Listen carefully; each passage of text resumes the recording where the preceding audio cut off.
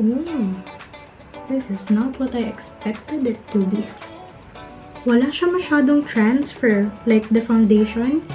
Hindi niya namumove. Usually, kapag ganito dumidikit na yan eh. Oh.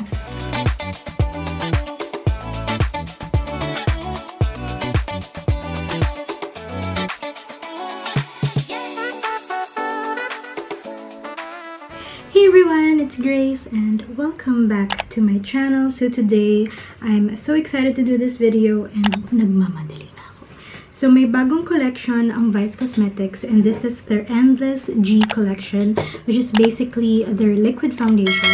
And honestly, I didn't really like the concealer from Vice, but I did end up liking their Blurfaction.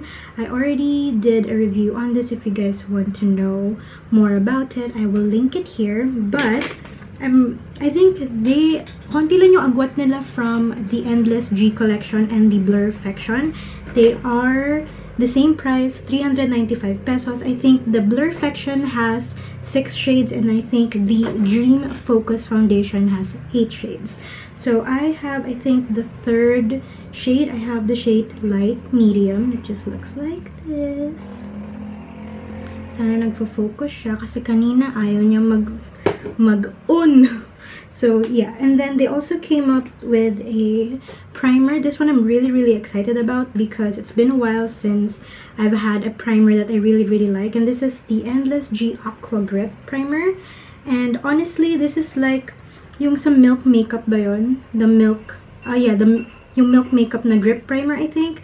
This is a soothing primer. It has aloe leaf extract, niacinamide, and arginine. I don't know what that is. But yeah, this is hydrating, smoothing, and gripping. This one is 18 ml, so medyo maliit siya. And this one is 295 pesos and it's good for 6 months. It's been a while since I've tried a primer. Kasi it used to be a part of my routine before, but now hindi na talaga. And I also wanted to try their powder. This one is the soft filter powder, and just looks like this. Very simple lang yung packaging. So I'm excited for that. So, and then they also came out with 2 sponges, but I already have a sponge that I like. I really like the Unclut sponge and it's actually pretty affordable. But I decided to get their Buff and Blend brush. Now this one is very pareho siya dun sa ano yan?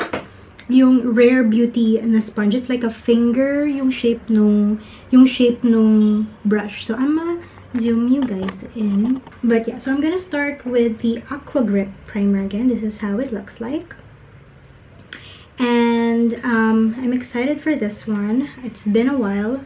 So I did prep my skin. I have my moisturizer and sunscreen. Ayan. So ganyan yung texture niya. It's like a silicone yung itsura, but when I was squeezing it out, medyo ano siya, may pagka-sticky yung texture. So I've always wanted to try the Milk Makeup na, ooh, this is not what I expected it to be. Sobrang, it's not a silicone texture. It's like, very, like, moisturizing. It's very interesting. So I've always wanted to try the Milk Grip Primer, but mahal siya. And I know a lot of people love that primer because it really like talagang kumakapit yung foundation mo. So while you're blending this out, it's like smooth and hydrating in a way. It's starting to get tacky, which I think is a good thing kasi you know that's the claim of the Aqua Grip Primer. So next would be this brush. Now this one is 295 pesos and nag-debate ako kung bibilin ko siya because I already had a brush like this in my cart, but it's not from Vice and mas mura siya kasi it came with a concealer brush. But for the full experience, ganyan yung itsura niya. So 295 pesos. It's very similar to the Rare Beauty brush.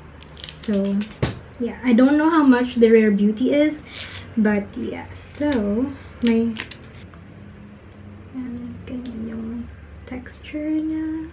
So yeah, so I've always wanted to try this type of sponge, so I'm excited.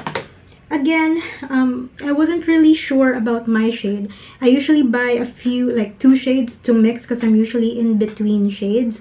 But kasi mahal siya, and I have a lot of foundations. Hello, and I just bought the Blurfection and madami pa. So, I decided to trust it. Again, this is the shade Light Medium. Ayaw niya yung po. And then, ganyan yung pump niya, which I really, really like. So, they didn't come in a box. So, naka-plastic lang siya. Ganito. And very, maganda naman yung pagka-package nila when they delivered it to me. Okay. So, I have, this one is 12 months. This one has 30 ml. It's medium, buildable, lightweight, and long. Wearing, may sinasabi silang like probiotic technology when you see their ads. And the thing that I really loved about the ads for this foundation is that they use both boys and girls and different skin tones, and they also use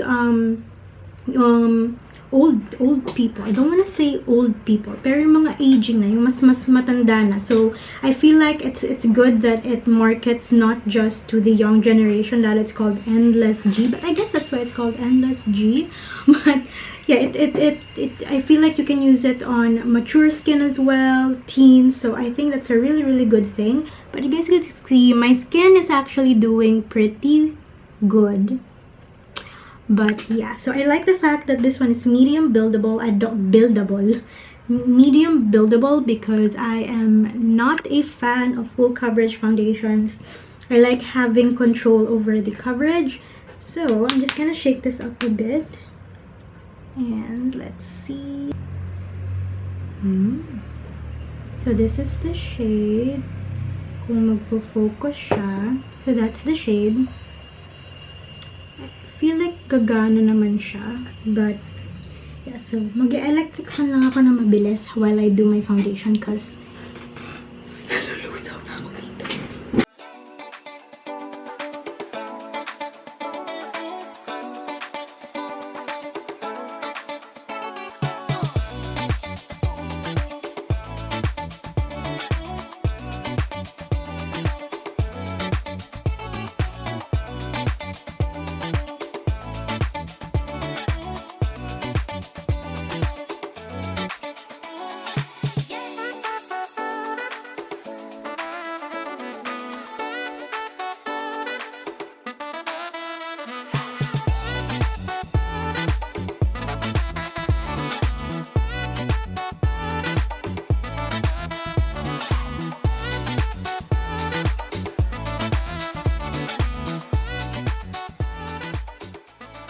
Okay, so this is how the first layer looks like. You guys could see it's very natural looking. It's more matte than the Blurfection. Definitely offers more coverage than the Blurfection, but they're still both very skin-like, and I like that this one just evened out my skin really nicely. And in terms of the foundation brush, I actually really like it because it fits at the crevices of your nose, also underneath your eyes. You see that? Sobrang perfect niya. So I will just do the other side of my face, and yeah.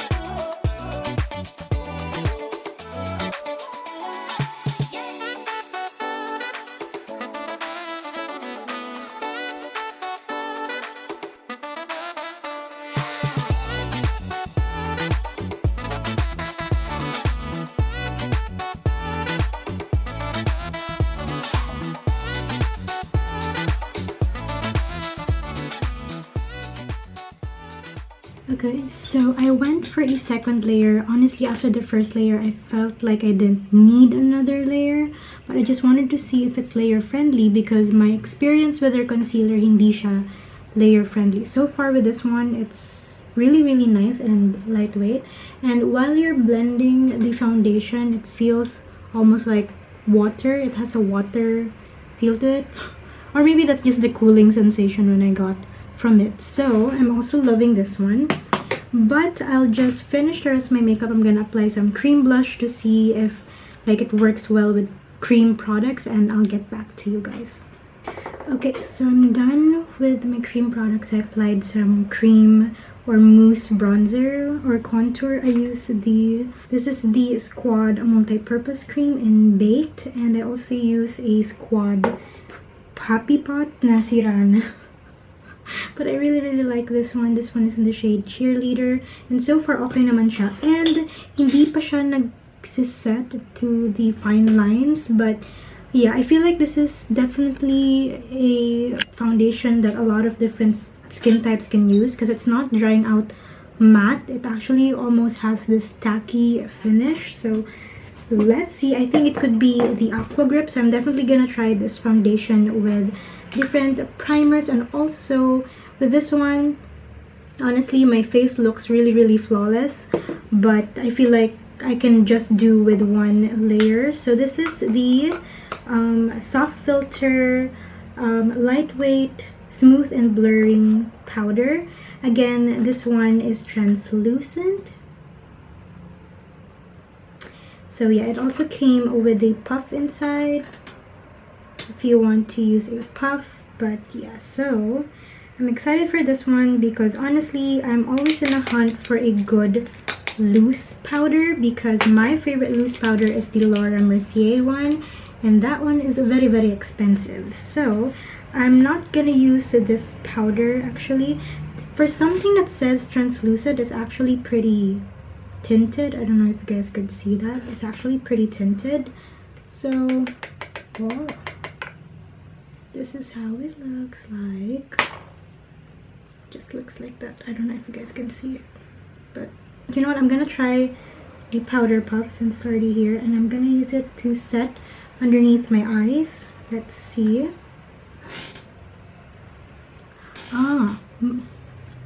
Mas lighter siya once you applied it. You know what I miss is actually, did you see that? Wala siya masyadong transfer, like the foundation.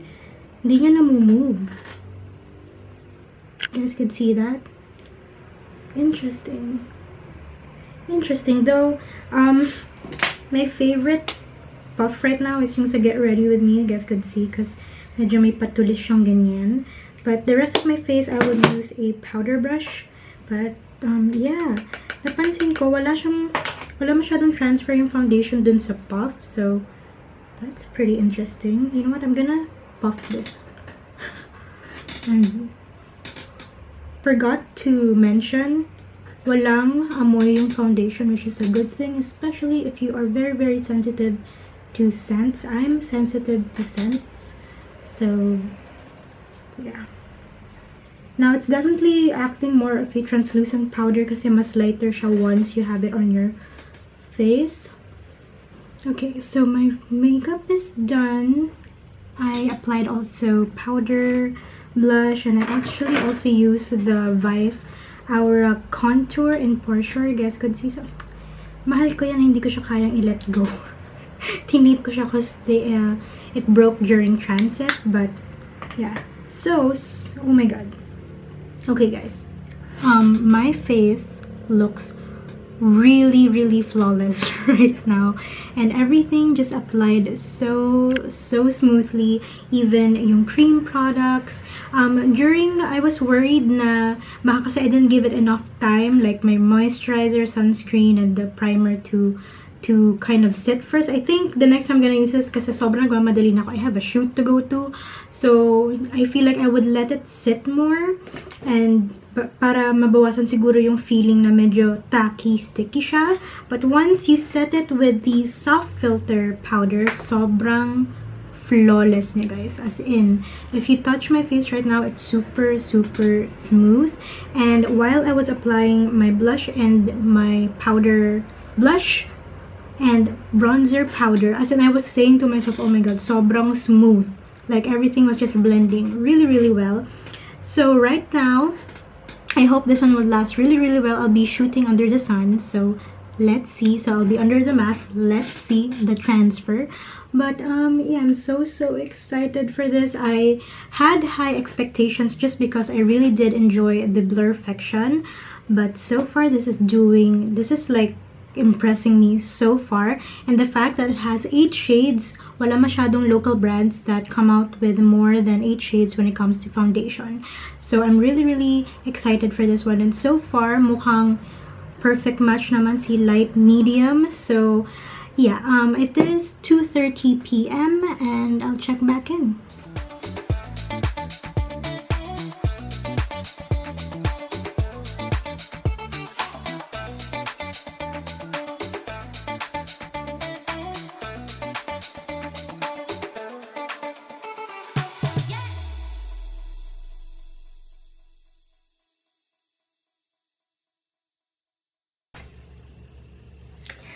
Hi, so I fell asleep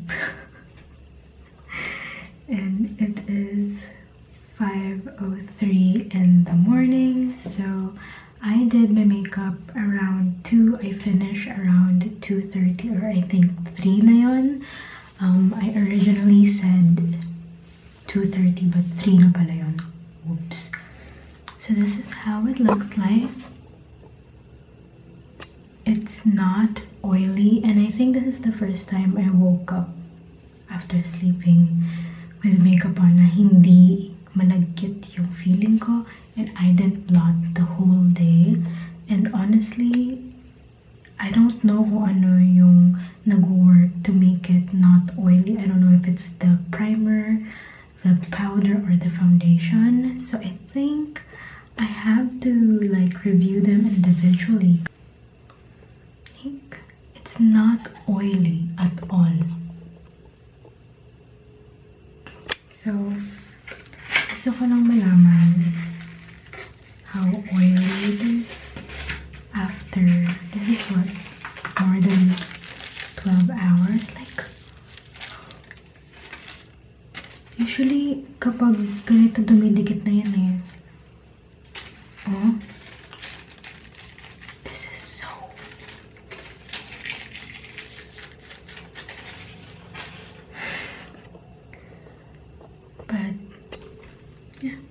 Yan lang. After 12 hours. Okay, so I didn't use the Aqua Grip primer today. Sorry, we walked the dogs. So, yeah. So this is the true test talaga. But, yeah. So may transfer siya. Syempre, mas may transfer siya. Yeah. But still, not as much as my other foundations or powder foundations. Grabe.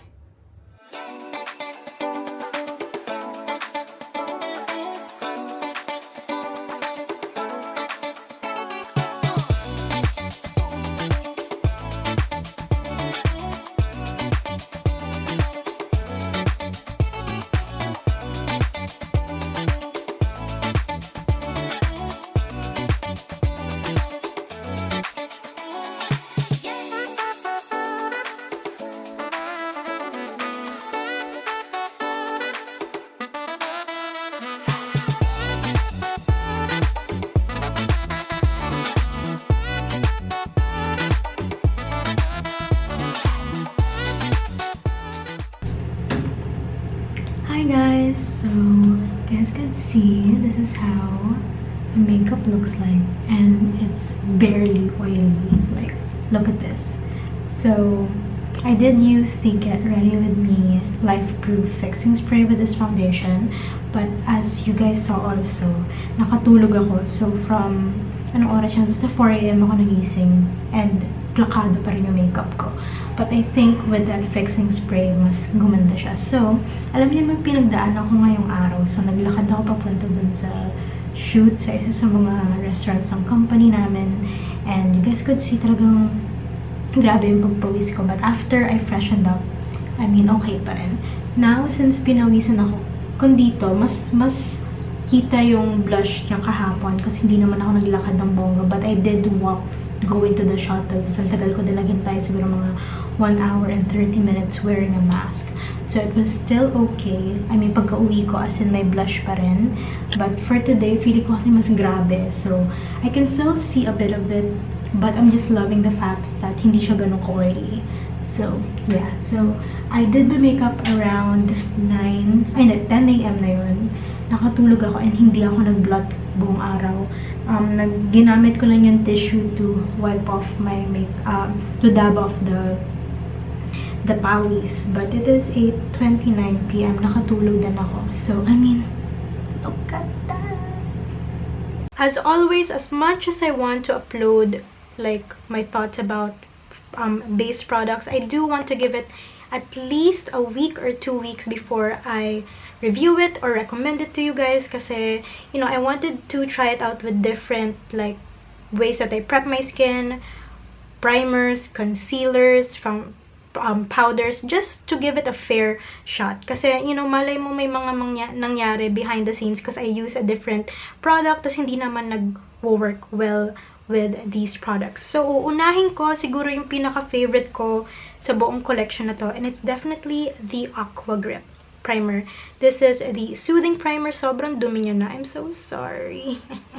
But yeah, so this one, I feel like it's they're trying to imitate the Milk Hydro Grip primer. Now, I never tried that kasi may kamahalan siya. But this one is basically, it makes everything kind of stick to your face. Like, it makes everything last long. It's just a good base underneath your powder, your concealer, your blushes, kasi talagang sinisip. Paano ba to? Parang talagang he makes whatever you apply on top of your face, like literally talagang didikit talaga siya, grip talaga, as in ganun talaga siya. Now this one is hydrating, smoothing, and gripping. Now I'm not so sure with the hydrating part because like when you blend it, hindi naman siya matte, hindi naman siya like a silicone based primer. It's actually quite like, I don't know, mas very soothing siya or smoothening, I don't know. But in terms of gripping, highly recommend. Now for hydrating, I'm not so sure. I feel like you do need a moisturizer or maybe a separate primer that you can use with this one. But I would highly say na this is smoothing and gripping kasi talagang love it. Yeah, next is the Dream Focus Foundation. Now I have to give Vice Cosmetics a round of applause for having more than 3 shades. And my yellow undertone, my pink undertones, and my neutral, I think light medium 1 is what I have. And this one is actually a neutral tone, but sometimes it's registering a little bit yellow on me. I don't know why. So yeah, I might get another shade or I'll just mix it with my other foundations, maybe yung Maybelline. So yan, kasi mas darker to. But yeah, sometimes this one is a little bit light for me, so I do have to bronze up. But yeah, I really love this. Now this one, it says it's medium, buildable, lightweight, and long wearing. True with the medium buildable, I really like when foundations are not like super full coverage right away. It gives me enough time to get into the coverage that I want, and may control ako na ganito lang yung coverage or I want more. So I really do like that. It's weightless foundation probiotic technology. Hindi ko pa rin alam what is the probiotic technology. Maybe I should research about it. But this one is, I would say this one is more of a matte finish. If you want like a more hindi super matte but like a satin finish, the Blurfection is actually really nice, but it's a very light foundation. This one's a skin tint, but sobrang ganda din nun. I also reviewed that. I will link it here. But yeah, so this one is a matte foundation. I will not say it's a satin. If you want it to be satin, I highly suggest you use like a glowing or like a hydrating mist. Then it will work into your favor na mas hindi siya matte. But this one's definitely a matte foundation, lalo na kapag magkasama si Aqua Grip and to. So talagang fully matte na. And I really like this. And the thing that I love about this, it's very lightweight and it's long wearing talaga. You would see in my wear test, as in sobrang grabe, hindi nagki-crease, even like more than 12 hours ko na siyang suot. Hindi rin siya oily. This is like the perfect foundation if you have oily skin, kasi tuwing ginagamit ko to and yung Aqua Grip, and the powder that I'll be going to next. As in, siguro nagbablot lang ako just for the sake na siguro, I don't know, napawisan ako or it's looking more oily, but not even. The times that I was using this, hindi talaga ako nagbablot. And like ko sinasabi sa boyfriend ko, like after long days, like, honey, tignan mo yung makeup ko. As in, plakado pa rin. Next is the Soft Filter Lightweight Smooth Blurring Powder. Honestly, this is super lightweight. It's super smooth. It's super blurring, and it just really, like, I don't know what it is. Sobrang ganda niya. And I like to use this. Sometimes I like the puff too, but sometimes it can be a bit too matte for me and too powdery looking na. So I like to use this sparingly, just in areas that I need it. Then I take a very, very fluffy brush and kind of go through my entire face kasi dun lang siya kailangan for me. But yeah, this one, grabe talaga. In tandem with everything. Honestly, I use a different powder. I use the Get Ready With Me powder. But if I want something more matte and something to really, really lock in my makeup, nakakatulong tong Soft Filter na loose powder. It's actually quite tinted if you see it. But once you put it on your face, mas nagiging translucent siya. Talagang wala siyang shade. So, yeah, super, super love this as well. Honestly, if, you know, you have a matte foundation, but this one kasi sobrang ganda ng oil control niya. Kasi for me, I have a lot of different foundations, and honestly, I didn't need another one. But if you struggle with oily skin, I highly, highly recommend this one. But if you're gonna ask me, the things that I really, really recommend from this collection is actually the Aqua Grip and the Soft Filter powder. This is a life changer, as in, sobrang ganda na powder na to, sobrang ganda na primer na to. If you want something that would really help your makeup last long and really, really set your makeup and have a good base, highly recommend this. Though I do love the Dream Focus one kasi no blotting needed, no creasing. But if you have, like, you know, your trusted foundations na, I feel like you've tried the, you know, mga high-end foundations, maybe you don't need this. But if you love foundation, but I don't know. But I still recommend this, but again, it's another foundation. So if you want something new from the local market, etong dalawang to. So, hope you guys, sobrang nahihirapan na mag-focus yung camera ko. But yeah, hope you guys like my review for the Endlezz G collection ng Vice. Again, please don't forget to click the subscribe button down below. Don't forget to give this video a thumbs up. And I'll see you guys in my next video. Bye!